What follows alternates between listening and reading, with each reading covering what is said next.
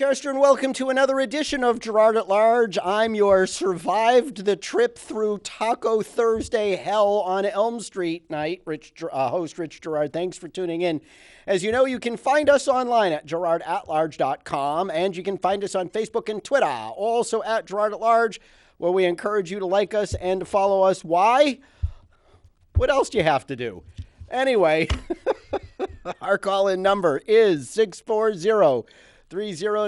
Got to dial area code 603, remember. 640-3091. We have a big agenda to get to tonight. But first, it seems that parking control, whether they are parking control officers or police officers, seem to have found their ticket books.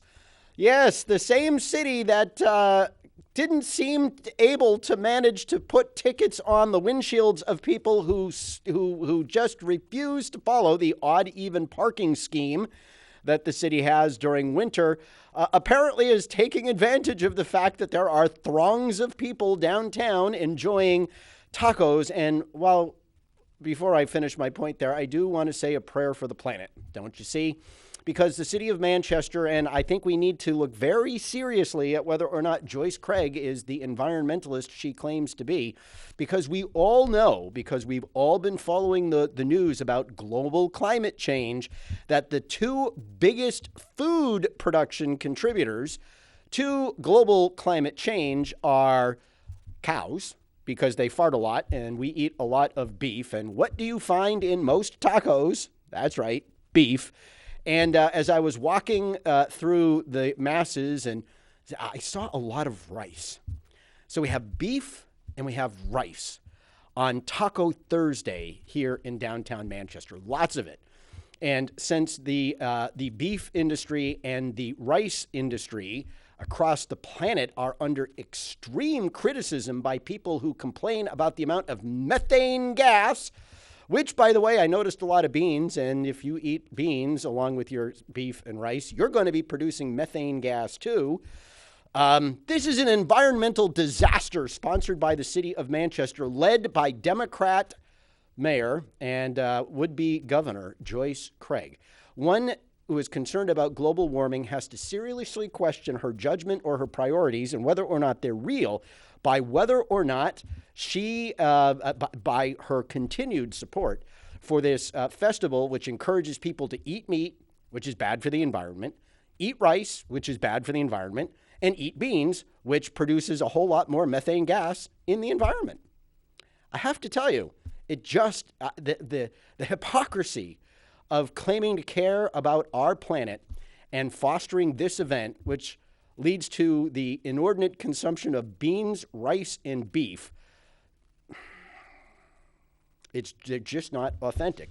But as I was saying, the same, what was I saying? Yeah, the same group of people who couldn't find their way to ticket, cars that not only were parked on the wrong side of the street, but were parked in violation of snow emergencies on the street anywhere, where in some neighborhoods, like mine, the plows went around them and around them and around them so that the road looked like a giant slalom, although it was flat. And they stayed there for days, which is another violation of city ordinance, because under the ordinances of the city of Manchester, you're not supposed to leave your car parked on the street in the same place for more than 24 hours. Yeah, they descended on the area, and the area where I parked, almost every windshield on the block, both sides of the street, had a ticket on it. Welcome to downtown Manchester. Here's your ticket. Folks, you can't make this stuff up. It's cuckoo. It's loony, and it's what Manchester has become. Okay, so we have a big agenda tonight, and oh, crud, I left my newspaper from today at home.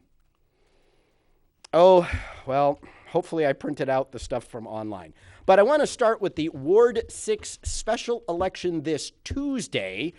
As you know, Alderman Sebastian Sharonov resigned his seat, creating the vacancy, and small business woman Chrissy Cantor, owner of Chill Spa, which has been in operation on Hanover Street since 2005.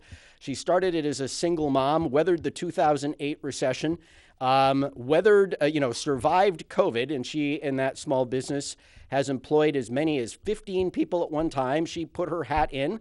A newcomer, not to the city where she was raised, went to school, Beach Street, Central, all that fun stuff, is up against Maxine Mosley, who we know well on this show. Maxine, of course, a retired longtime educator who has been in the city for 30 years, has not been in the city as long as Chrissy has, and certainly has never owned a business, built a business, or employed anybody. She is a former union boss, being a longtime vice president of the Manchester Education Association. As you know, I sat across the table from her, among others, as chairman of the negotiations committee for the school board. And, let's just say facts were often a casualty of the agenda where Maxine and her negotiators were involved.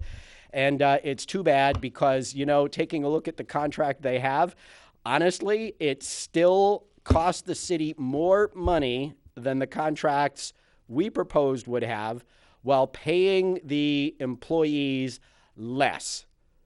You heard that right. They're getting less for more. The teachers still aren't where they would have been had they accepted the proposals we put on the table. I guess, hey, nothing's too good when the taxpayer money is on the line. But what I want to get to, and remember, Maxine Mosley on record testifying, I forget if it was before the school board or the board of mayor and aldermen when the budget came out, saying that the school district, which is now currently spending $240 million, remember, about 50 million of that is coming directly from the federal government, so you won't see it appropriated by the Board of Mayor and Aldermen, and 30 million of that will disappear next year. That 30 million that they're supposed to put towards one-time expenses because it was one-time money to help recover from COVID, yeah, that money that they shifted $7 million of ongoing special education expenses to, that money that they used to hire 62 and a half positions, or I shouldn't say hire, but fund them because, they're just moving it from one side of the ledger to the other. That $30 million that when it disappears is going to affect that 62 and a half employees and that $7 million worth of, that all goes away. Well, Maxine Mosley on record saying we need to spend another $57 million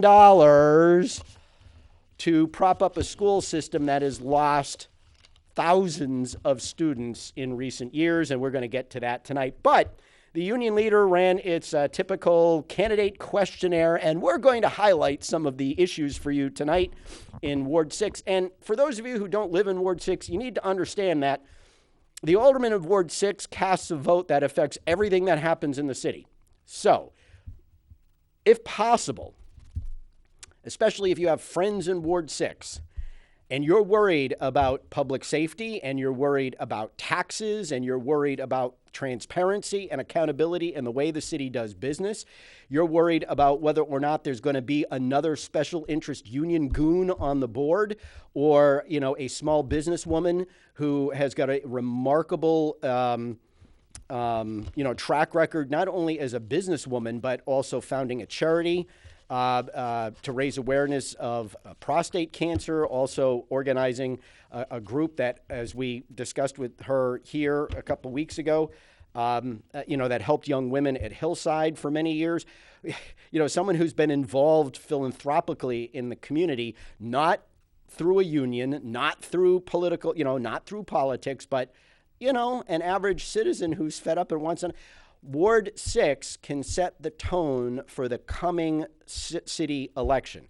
It matters. So if you know people in Ward 6, I would encourage you to contact them and urge their support of Chrissy Cantor. If you've got some time on Election Day, go hold a sign. If you live anywhere near or in Ward 6, put up a sign in the final week. You can, I think it's cantorformanchester.com. It matters. And the Democrats have an advantage in these elections because special elections have a smaller turnout, and the special interest machine, especially the unions, is very good at identifying, activating, and getting their people out to vote. The Republicans, not so much. So we really do have to make the effort to help her out. Now, let me give you a little inspiration, because we're gonna see what the candidates themselves say on some of these issues. What is the top issue facing the city or Ward 6? How will you address it? Chrissy Cantor says the top issue is taxes and be able to afford mortgage payments on top of rising cost of living. She says she will support the taxpayer, and she goes the tax cap. And she says, she talks about being a hardworking business owner, and residents express their concerns about homeless encampments hurting their families' livelihoods. Although many encampments downtown are removed, they usually pick up and move to another part.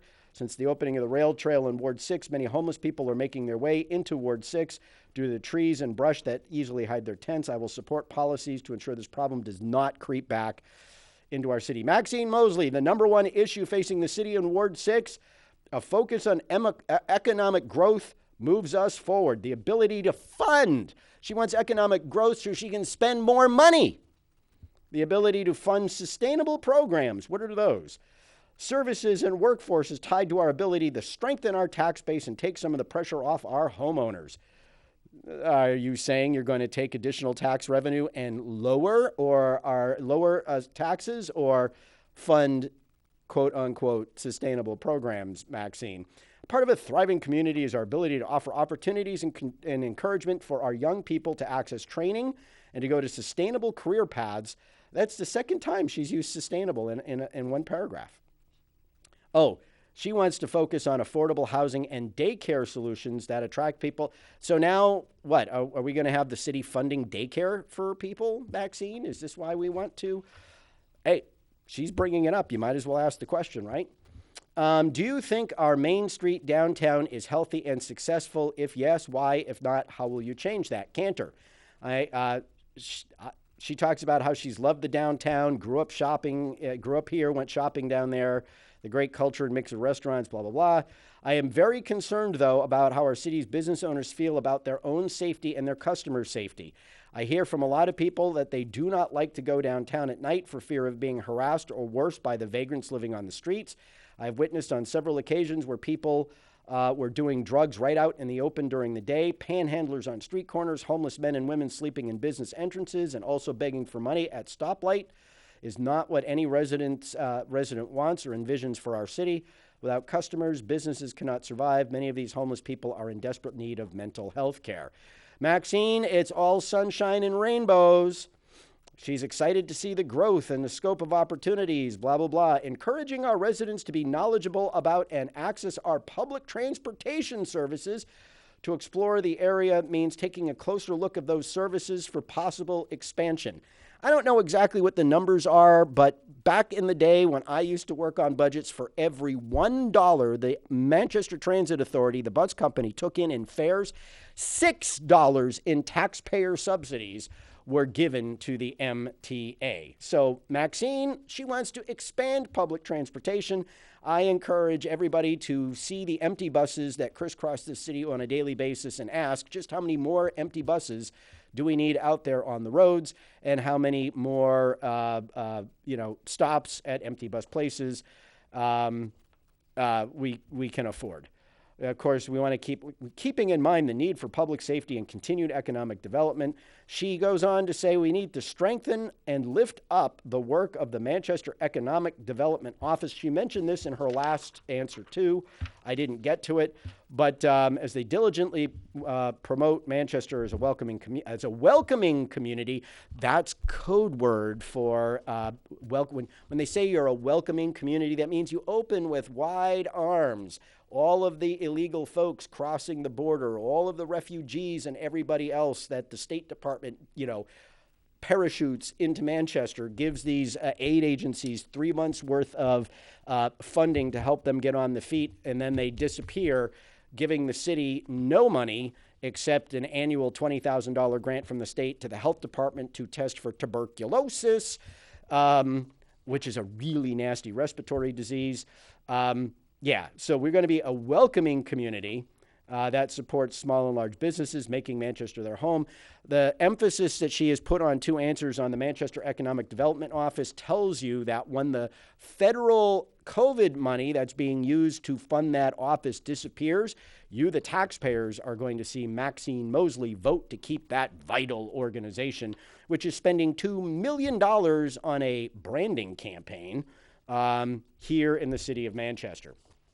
So, do you support the tax cap, and would you support an override to fund salary increases for school district, for city and school district employees? Cantor, she thanks all the city employees, blah, blah, blah. I do support the tax cap, but I also support these hardworking men and women. I would do my due diligence to look for other ways to support them without taxing our homeowners. We need to look into some of the programs that we have in place now that are not serving the community in the best way possible.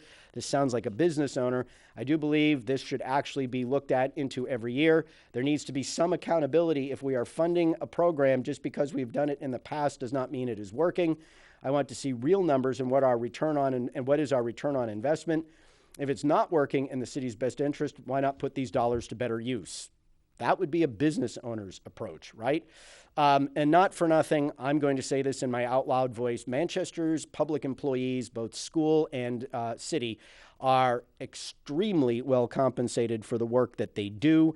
The average city employee makes more than the average household in the city of Manchester that pays the taxes to support them, which is probably why so many of them live in our wealthy Tony suburbs. They can afford to with the salaries that they make. Mosley, remember the question.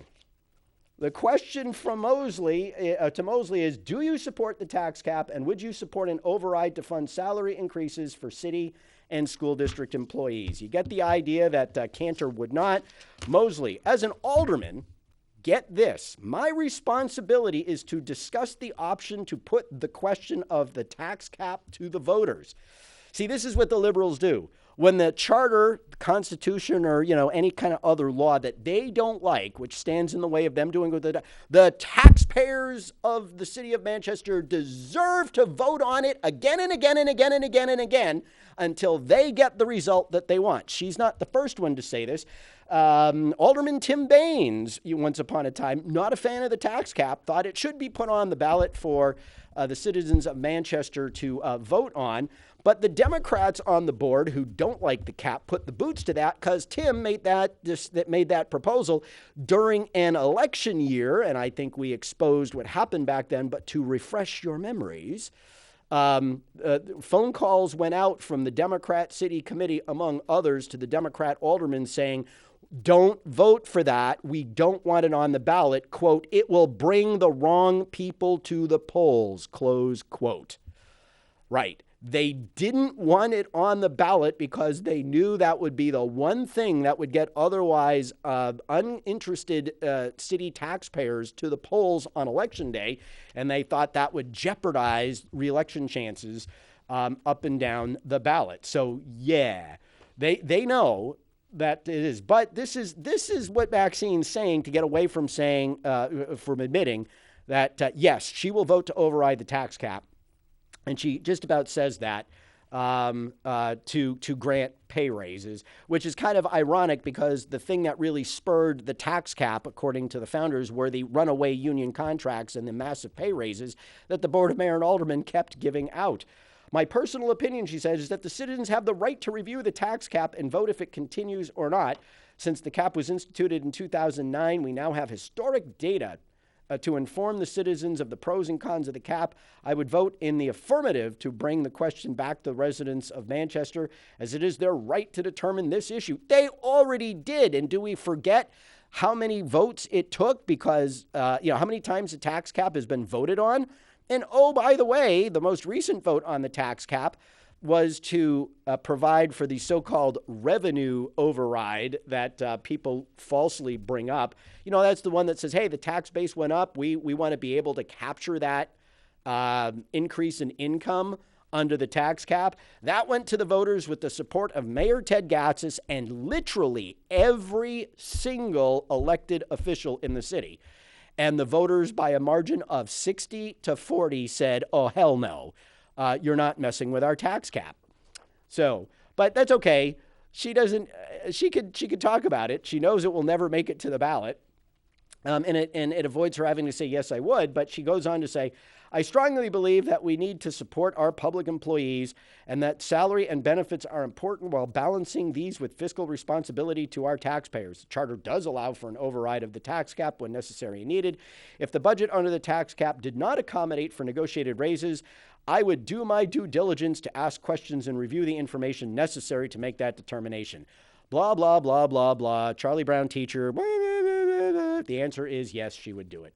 Is the city doing enough to address the homeless crisis? Cantor says it's not, and she goes on to say that she thinks that there are folks who want help, but she goes on to say, I also believe that some people on the streets prefer to stay on the streets. They don't want to better themselves. They will take the handouts, free food, warm beds that our community provides. That is enough for them. Or in some cases, they refuse to follow the rules that are in place with the shelters, sober and no drugs. We can only help those who want to truly want help. Let's be honest, this is both a safety and health crisis for this entire community. Mosley, beware of this answer. Quote, we can never do enough as a community to support people who have life-compromising situations. The city is making great strides utilizing collaborative efforts to establish a robust response to the multiple and layered needs of our homeless population. The recent establishment of the Department of Housing Stability, another one of those federally funded organizations that's now up to $3 million in the current budget that you, the taxpayers, are going to get stuck with when that money disappears in the next fiscal year. The recent establishment of the Department of Housing Stability allows the city to centralize all services needed to address these concerns. Homelessness is not a unique concern that only Manchester is facing. We need to continue to collaborate across the state and region to implement interventions that will maximize our services to assist, intervene, and minimize the persons and families currently unhoused. Okay. Look, I actually don't really care for either of these answers. The way well, I'm going to get to that later because we have a lot on that topic now that the homeless hotel is coming to a neighborhood near you. What can Manchester do to attract and retain more young people? I'll skip that answer except to note that Mosley once again is talking about providing, quote, quality and affordable child care. City taxpayer dollars as if you're not paying enough. What do you consider to be Manchester's greatest strength? I think we can skip that one. And there it is. So, folks, you should hear cash register, cha-ching, cha-ching, cha-ching. You don't happen to have a sound effect handy, do you, B? No. Had to ask. But every time Maxine Mosley, you shouldn't hear Charlie Brown's teacher like I do. You should hear cha-ching, cha-ching, cha-ching. Everything she talked about was spending more money. And remember, that's on top of the $57 million more dollars she says the city should be spending on the schools. And speaking of our schools, there's a Supreme Court case involving Manchester's policy of refusing to tell parents who ask about their children anything about their children's behavior in school, right? So this was a result of the transgender or gender nonconforming policy that not only says that children get to use whatever bathroom, and this is from kindergarten, actually pre-kindergarten, all the way through high school. Doesn't matter what the child's biological sex is. If the child says, I am the other biological sex, they get to go into that sex's bathroom, that sex's locker room, that sex's health classes, and play on that sex's sports teams. And that's the rule. And oh, by the way, unless the 8-year-old says, you can tell my mommy, you can tell my daddy, the school personnel are forbidden from telling mom and dad, even if mom and dad ask. If mom and dad ask, the policy actually tells school staff what to say to hide what little Johnny or little Susie or a little confused person are doing. It tells the parent that they should use the gender pronouns of the child's biological sex so as not to disclose or violate the student's privacy, because your 8-year-old has got privacy. And no, your 16-year-old doesn't either, unless they're sort of an emancipated minor and no longer responsible to their parents. This is the policy that's before the Supreme Court. And as if it wasn't bad enough that a judge already ruled that parents do not have the right to make decisions about the care, custody, and control of one's child is not absolute. This is why this is at the state Supreme Court. The Manchester School District is now arguing that if parents don't like the policy, they can pull their kids. According to Megan Glynn, who is an attorney I know from my time on the school board, she told the Supreme Court that parents shouldn't be able to challenge the district's policy. Quote, if parents want to make a different choice, they can homeschool or they can send their child to a private school. Those are options available to them, said attorney Megan Glynn. Oh, you don't like the policy? Pull your kid. You don't like the fact that we're withholding information and or lying to you about your children? Pull your kid. You don't like our policies? Get out. You have no standing as a parent to claim your rights. Wow. What exactly do you say about that? Could it be just another example of why, since Joyce Craig was elected mayor, the city of Manchester has lost over 1,800 children in its schools? Parents who have pulled their kids out, have homeschooled, have used parochial private and other and charter schools or out-of-district public schools. Over 1,800, 13% decrease in Manchester's student population since Joyce Craig took office. Could it be that the citizens of Manchester that have the capability of doing just that have done it? Or if they don't have the capability, they have made the sacrifices to do it? Or, gee, is the city of Manchester prepared to say that funding should follow children, not flow to systems?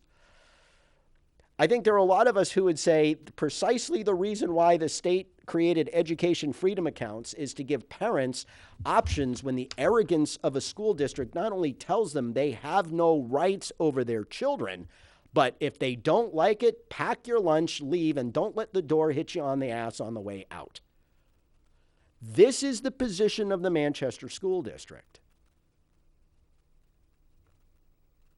How, in God's name, or in anybody else's, do they expect to encourage parents to put their kids in a system that basically tells them to pound sand because they, the school district, know better than they, the parent? I don't even know where to begin with this.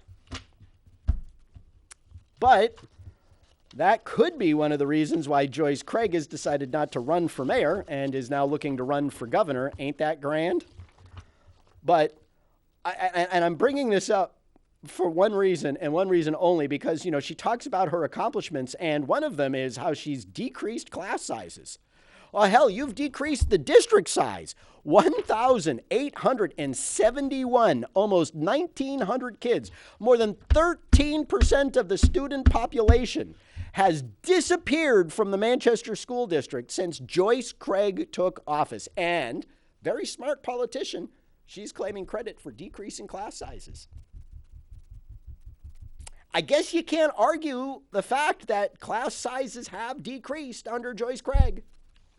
I guess if you run enough of them out of town, you can claim credit for the diminished numbers that are left behind. Of course, the Democrats, they play the primary game a little better, they lining up, and obviously, with the laundry list of Democratic heavy hitters, which, by the way, don't really include a whole lot of Manchester politicians. Kind of surprising that she has very few aldermen and school board members or state legislators that have declared their support for her. But she's got some heavy hitters like John Lynch and Lou D'Alessandro, among others. And here, Kathy Sullivan, and here's the backbreaker. Mayor Paul Grenier of of Berlin. Yeah, but it's enough to push Tom Sherman of Rye, the Democrats' nominee from 2 years ago, out. Tom, Dr. Sherman, run again, and I'll tell you why. Your gaffes about the Democrat Party wanting to take people's guns away. You said very clearly that you disagreed with your party on their desire to remove, take everybody's guns away. I would be willing to bet, Dr. Sherman, in this state where Democrats, the average rank and file Democrats, not the loons on the left, are pro Second Amendment, I think you have a viable chance to rally on the issue of guns and make a real contribution to the conversation on public safety, because the sooner we stop blaming inanimate objects for their misuse and abuse, or I should say for the people, the human beings that misuse and abuse them, the sooner we can start addressing the real problem. But I digress. Tommy's been told not to run, so he's not going to. The only one apparently who's not going to be told is District 2 Executive Counselor Cindy Warmington. And wow, there could be a knockdown drag out between the queen bees of the Democratic Party here in the state of New Hampshire. But bringing it back locally, you remember last week we gave you the news that the homeless hotel was headed to the city of Manchester. Yes, Adrian Boulogne from the great city of Boston, whose homeless problem is as out of control as anywhere. She says we need, quote, an engagement center. I call it a homeless hotel because in addition to providing, being open 7 days a week, providing services such as behavioral health, employment assistance, mail, case management, housing navigation, and storage for belongings. By the way, there are at least two organizations in the city that already do this. One is the 1269 Cafe, although they may not do the case management and help for jobs, but they provide, it would provide a light breakfast, lunch, and all-day coffee, because people can't get off homelessness without access to such services. Yes, all-day coffee, very important to getting people out of homelessness.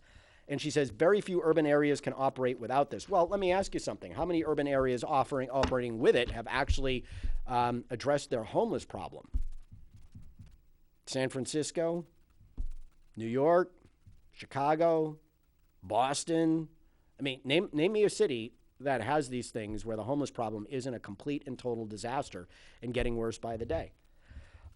So providing all these services, just like it was a fantastic idea to create a homeless encampment under a bridge, fenced in with toilets and sinks and meal delivery, tents and sleeping bags, given meal delivery 3 times a day and 24/7 police protection, wasn't just like that was a great idea. If you liked that, you'll love this, right? So the homeless hotel. Well, now the thing about the homeless hotel is Manchester tried this once before.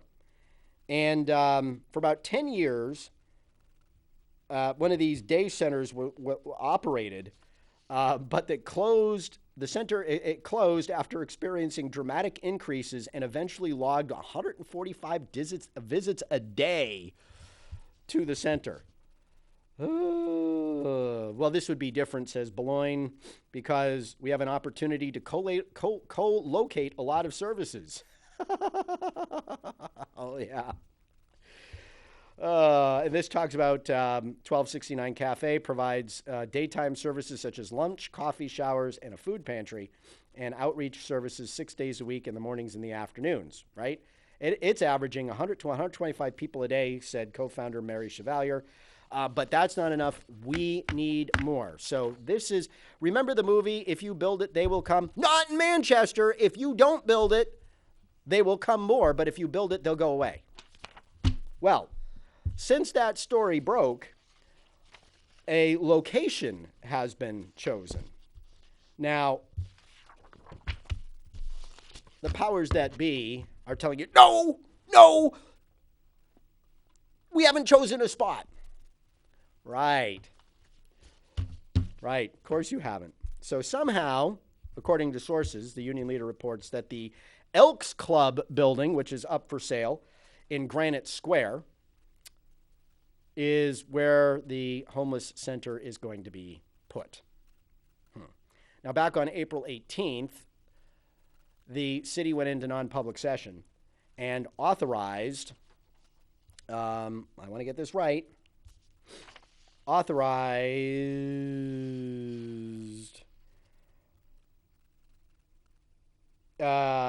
to the city clerk's office, Mayor Joyce Craig and aldermen went behind closed doors and authorized city staff to negotiate a letter of intent for a specific piece of property on April 18th. You need to know that because people are now saying, oh no, it's not the Elks Lodge. I'll get to this in just a minute. So, while nothing has been finalized, but the city has taken preliminary steps to obtain control of the property at 290 Granite Street. The location is across 2nd Street from Giorgio's Ristorante and Bar and just north of a restored Squag neighborhood. That's the old Squag neighborhood, yes. Last month, Manchester aldermen gave city officials the go-ahead to enter into a letter of intent on a specific piece of property, Boulogne said. That approval took place behind closed doors and a location was disclosed. We're definitely not talking to anybody publicly about the properties we're looking at, Boulogne said Friday. There are several properties that we're looking at right now. Of course, they don't want you to know what's under consideration because they want to try to put the fix in before you get a chance to object. But if the center opens at the Elks Club, it will be just north of the Village on 2nd Street, a neighborhood of multifamily homes restored and upgraded, rather nicely, by the way, by Red Oak Apartments and Homes. Red Oak founder Ron DuPont said he undertook the redevelopment project some 30 years ago. His first as a young developer, he leases out about 120 units to working-class people, waitresses, cooks, mechanics, delivery drivers, etc. Quote, I'm at a loss for words when it comes to Manchester sometimes, DuPont said. He said it won't help his neighborhood, but he also said he wasn't totally against it. That's Mark Hayward's spin, because anything that this guy says before and after that quote shows he's done. I don't have the energy to delve into it and understand it. I'm just getting tired. Boulogne said DuPont. Boulogne said the engagement center has to be located at a spot that most homeless people can get to, but not in the downtown center. Because the downtown people have already said, oh, hell no, we're tired of this. But you can drop it in what is it about the West Side that it becomes the dumping ground for the city's great ideas? This is not a great idea. Okay? She would not discuss if it could fit into a residential neighborhood. It's difficult to find an ideal location. We will work very hard to mitigate any concerns the community would have. Few big cities exist without a daytime center, she said. Plans are to provide a light breakfast, lunch, showers, clothing, and services such as behavioral health, employment assistance, case management, housing navigation, mail, and storage for belongings. New Horizons does this. At least it used to when Charlie Sherman was the executive director and before it got taken over by families in transition. Do these services not exist anymore? How many more places do we need to have to take care of this? But Rich, what are we going to do about the homeless problem? Well, first, we need to understand what the homeless problem is. It's a vagrancy problem. Remember, I should show this every show. Remember Robert. We showed you Robert. He showed up at the Rex Theater with all the downtown business owners so that Andrian Bloin and the guy with the beard, who's the opioid prevention coordinator, great job he's doing, huh? Could listen to the concerns of the community. Robert stood up and said, I choose to live on the street because I'm an active drug user. I don't want to go into a shelter because they won't let me use drugs. You have to accommodate what I want to do and find a place for me to do my drugs safely. To which Adrian Bloin said, oh, yes, we need to meet you. We need to meet people where they're at and accommodate them however we need to. Hell no. You know what? If somebody sees Robert shooting up in a park, they ought to arrest him for illegal drug use. Somebody sees Robert taking a piss on a picnic table at Creamland, they ought to arrest him for whatever it is that charge would be. Somebody sees Robert hauling a propane tank out of somebody's backyard off their barbecue grill so that he can stay warm in the winter, they ought to arrest him for theft. Look, there is a difference between people who are on the street because they can't find a place to live and a difference and people who are on the street because they're actively using drugs and or are mentally ill or both. And I don't think we are criminalizing homelessness by arresting people who, for whatever reason, are breaking the law. In fact, you could be helping them because if they do have a drug problem, if they do have a problem with mental health, they can go to a place, it's called the Valley Street Jail, that actually offers recovery services, drug detox, medical and mental health services. And oh, by the way, we fought in this city under Ted Gatzis to get the county to adopt something called drug court. Drug court is a diversionary program. It takes people out of the criminal justice system and says to them, look, we're going to give you an opportunity to not go to jail. You got to go to rehab. You got to stay clean and sober. You got to check in at point A, B, and C. And if you don't do what we're giving you the ability to do to avoid going to jail, then you go to jail. How do you put people through the system if you don't arrest them when they're breaking the law? This is not a housing problem. This is not an affordability problem. This is a vagrancy problem created by people who have chosen. And if they are in their right mind to stay on the streets, then we can assign to them rationality when they choose to be on the streets. So like Robert, they can actively use drugs. Why are these people not arrested for the crimes they commit? If any one of us who aren't unhoused did any one of these things that these people are doing, they'd haul us off in handcuffs and they'd be right to. We're solving the wrong problem. And we're not going to fix it by pretending that adding all-day coffee plus a light breakfast and lunch, showers, towels, and everything they need to continue to do what they're doing on the streets without any expectation that they're going to get treatment for their drug abuse, treatment for their mental health issues, required to go find a job. They have no expectations. No accountability. How in God's name do you expect that we are going to solve this problem if what we're doing is going to comfortably enable people with proper health care to boot to do it? Oh, this is exasperating. It really is, because all we're doing is committing societal suicide. We're taking this city down on a cruise with the tidy bowl man, and somebody's about to flush the toilet. But that's okay. Because there isn't a person running for mayor in the city of Manchester that is going to involve law enforcement in this problem. Because they're so compassionate. Are they really? Are they really? And is their compassion leading to outcomes that are productive and positive? Or is their compassion leading not only to the destruction of property around the city and the lowering of quality of life, but also the self-degradation of the people who are in these mental and drug-induced states?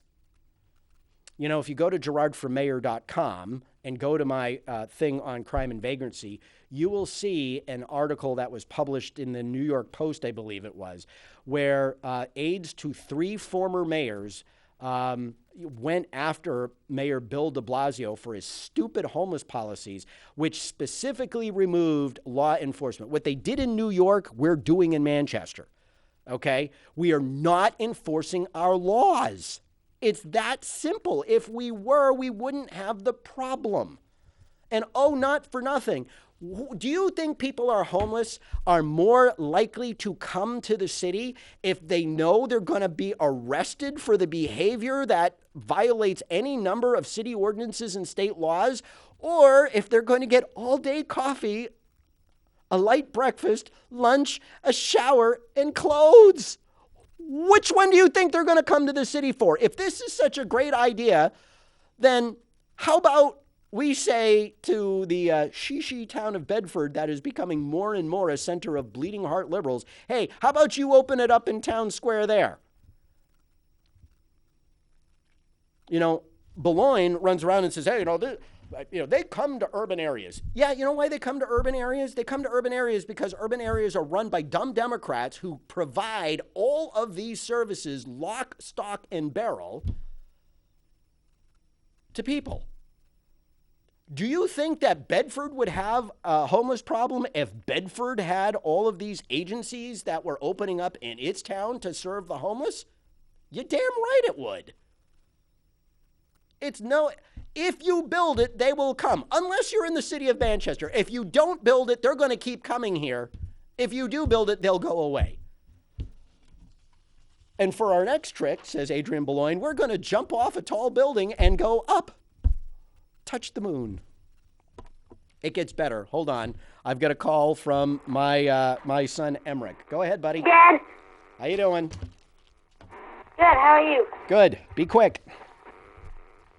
Okay, like I said last week, you the taxpayers give the government whatever they want, and then it just gets more corruptness, right? Yep.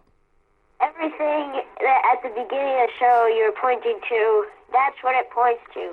Any new things that the city has to build or things like that, it's most likely going to come from the taxpayers. And with inflation, it's not so good, and I just thought someone needed to hear it from a 12-year-old. Thanks, little man. Love you. Love you too. Bye-bye. It's so simple, a 12-year-old can figure it out, really. All right, but there's pushback from the West Side, and not just from citizens. Alderman Bill Berry is leading the charge. Now, remember, I just told you that on April 18th, they went into non-public session, the Board of Mayor and Aldermen, to authorize a specific letter of intent on a property. Okay? That's what the news article said. Now, we're talking about multiple locations for a daytime engagement center, according to the union leader, for homeless people. During a presentation this week to the board, Director of Homeless Initiatives, Adrian Boulogne, several residents objected to locating the center at the Elks Club. We're looking at multiple properties, Boulogne said. When we actually have a property confirmed, it will come back to this body, and there will be a vote, and that will be a public conversation. There's no set location, Joyce Craig said. So far, this is Alderman Ed Sapienza, the brave man who asks questions. So far, there's been no deposit put down, no signing, no purchase and sale, asked Alderman Sapienza. The snotty Boulogne says, you would know because you would have to vote on it. Said the woman who in the prior article was talking about non-public session for a letter of intent on a property. If you don't know what a letter of intent on a property is, it's an offer. So they authorized a letter of intent for a property. It seems, according to sources in the union leader, that property is the Elks Lodge. And now we're playing the you would know because you would have to vote on it. Sounds fishy to me. Boulogne said the city is reviewing 2 or 3 sites for the proposed center, but declined to get into specifics about the possible locations. All officials confirmed that any discussion on the topic would appear on a posted agenda. Well, yeah, but, trust me, things get posted on the agenda when they don't want you really to have advance notice of what's going to happen. It'll be something like, we're going into non-public session to talk about a property matter, and then they'll come out and they'll make a motion and say, yep, we make a motion to buy the Elks Lodge at 290 Granite Street. So don't take consolation in the idea that you're going to see it on an agenda in advance. But here's the great thing. Business owners, Patrick Binder, president of Community Builders Construction, sent an email to the alderman saying the blight of this project would be detrimental to business owners and families in the area. Business owners such as myself are already experiencing the negative effects of board and mayor and alderman policies such as theft and vagrancy. I think what he's saying is you're not enforcing the law and it's hurting us. I expect the city to take zero responsibility for moving in more vagrants. There is a reason downtown or North End are not being considered. It is rude at the least to foist this on West Manchester, especially without speaking with our neighbors first. This is the Stebbins Center fiasco all over again. Binder said data shows that providing food and housing subsidies, showers, toilets, blankets, or tents is, quote, merely enabling their destructive behavior. We, the taxpaying residents, did not hire you to destroy our city with these federally funded debacles. I take this insult personally. And he's exactly right. He's exactly right. You know, all of these difficult decisions always end up in neighborhoods that already have their sets of problems. I dare somebody in the North End, Joyce Craig, Kevin Kavanaugh, Will Stewart, although Will Stewart has not exactly been, you know, a defender of his neighborhoods. And I can say that because A, I live in Ward 2, and B, literally within a 5 to 10 minute walk of my house, there were about a dozen, you know, I'll call them politely, facilities that Will Stewart has been absolutely AWOL on as they've clustered in certain neighborhoods between, I'd say, my house on Orange Street and Central High, interestingly enough, in addition to within a mile radius of my house, something like 135 sex offenders. This is what's happening in your neighborhoods while these liberals think it's just all that in a bag of chips. The problem is that they don't put them in their neighborhoods. I want to see sober homes in Ward 1. I want Ward 1. I want Joyce Craig's neighborhood. And if you read the zoning ordinance, the zoning in Ward 1 allows for sober homes, if I'm not mistaken, or maybe it's the residential, the suburban areas. But there are single-family zones for which sober homes are allowed. Joyce Craig, June Trisciani, Kevin Kavanaugh. You people who think that these are great services and necessary places in the city just needs to load up on them.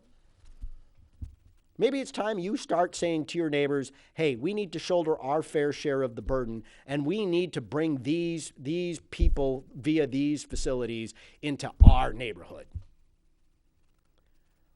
As I said to you last week in the discussion about zoning, isn't it interesting that all of these people who think these are wonderful ideas that are necessary and good for the city don't live in any of the types of neighborhoods they say we need more of, don't live near any of the facilities they say we have to accept, and don't have any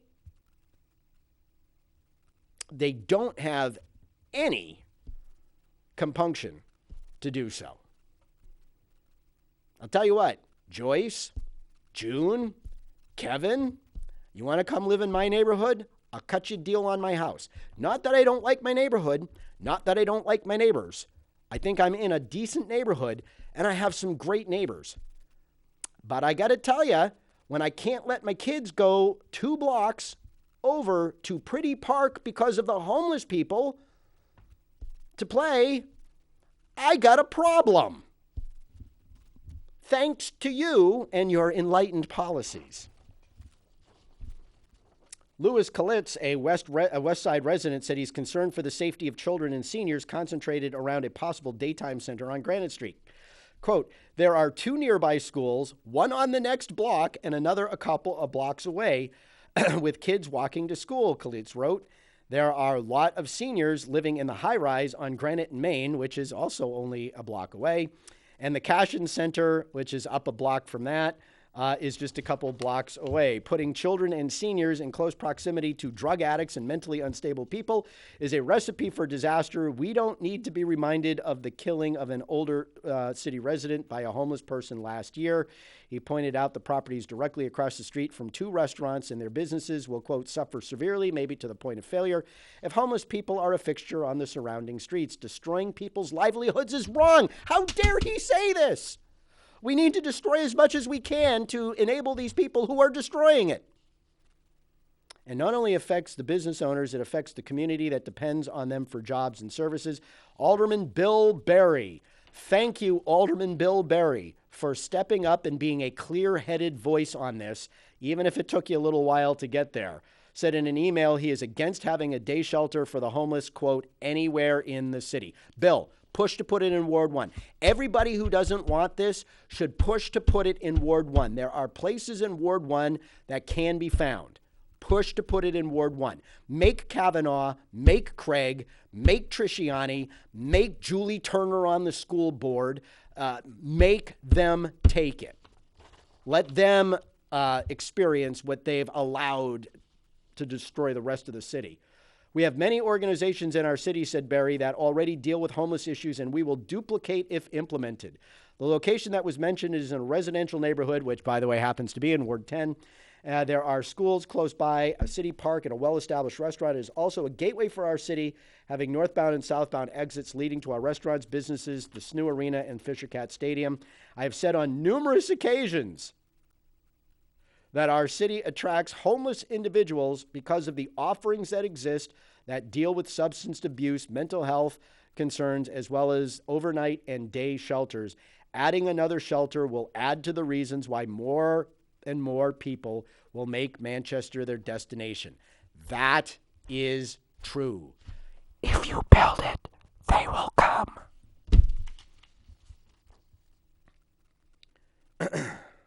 So we got this guy calls himself Damn Right. He's a homeless advocate. No matter where you put it, someone's going to claim, what I'm not hearing is any alternative solutions. I'm not hearing people recognize that we're going to start dealing with getting people off the street is to have places like this to bring them into and connect them to services. Wait a minute. I thought that's what all of these outreach teams that we're spending an arm and a leg on. You know, we send out the firemen, the paramedics, the social workers that sign them up to get their Obama phones and their food stamps, EBT card, and their cash assistance, and sign them up for Medicaid so that they can go to the hospital and take. How are we not getting them services? How are we not, with all of the outreach teams going out every single day to offer them help, bring them stuff that they probably shouldn't so they can comfortably remain, in a van down by the river, Saturday Night Live reference, or in their camp, under their tree, wherever it is they are. We're going to make sure that they're safe and they're comfortable. Is there anything we can bring you? What do you mean there's no outreach? If we stopped that foolishness too, along with putting the boots to all of these, organizations that pull up to the park at Victory Park at Thursday night and, open up a box truck and just start giving stuff away. It's not. Do you have a bird feeder? What happens to the bird when the bird feeder runs empty? Do the birds just, if you have a bird feeder, you attract birds. Why do you think they tell you, don't feed the bears? I love this part, right? They did a survey. It's not a handout. It's an attempt to start long-term solutions. And by the way, there is an alternative solution. You don't like it. It's called enforce the law. Now, might require bail reform for that. Joyce Craig seems unable to undo her past support for bail reform and completely ineffective in getting Manchester Democrats to vote for it in the legislature. So it's dead again. Beloin gave an update on the state of homelessness, including results of a survey given to 177 people using the new Beach Street winter shelter. By the way, they refer to people in the shelter as guests. Well, what the hell? It's another homeless hotel. I wonder if they have all-day coffee. You know what they didn't ask? And if they did, they're not reporting it? Yeah, how many are male? How many are over the age of 50? How many over the age of 36? Why 36? Nobody asked them how many of them were from Manchester. You think there's a reason for that? Because the last time they did it, 75% of them weren't. I have another story to get to. I'm not sure what to make of it, but the Manchester Police Department is proud that rather than shooting somebody who stabbed 3 of their officers, they somehow found a way to allow 3 of their officers to get stabbed without shooting the person. I don't know. If I'm looking to be a police officer, I'm not sure I'm interested in joining a department that will let 3 officers get stabbed and brag about it. Don't know what to say about that, except I'm out of time. I am your ever humble host, Rich Girard. Thanks for tuning in. Until next week, be good, be well. Don't do anything we wouldn't do. We're proud to have you in the audience. Thanks for being there. Remember, do anything you can to help Chrissy Cantor in Ward 6. It's a big election here in the city. Good night.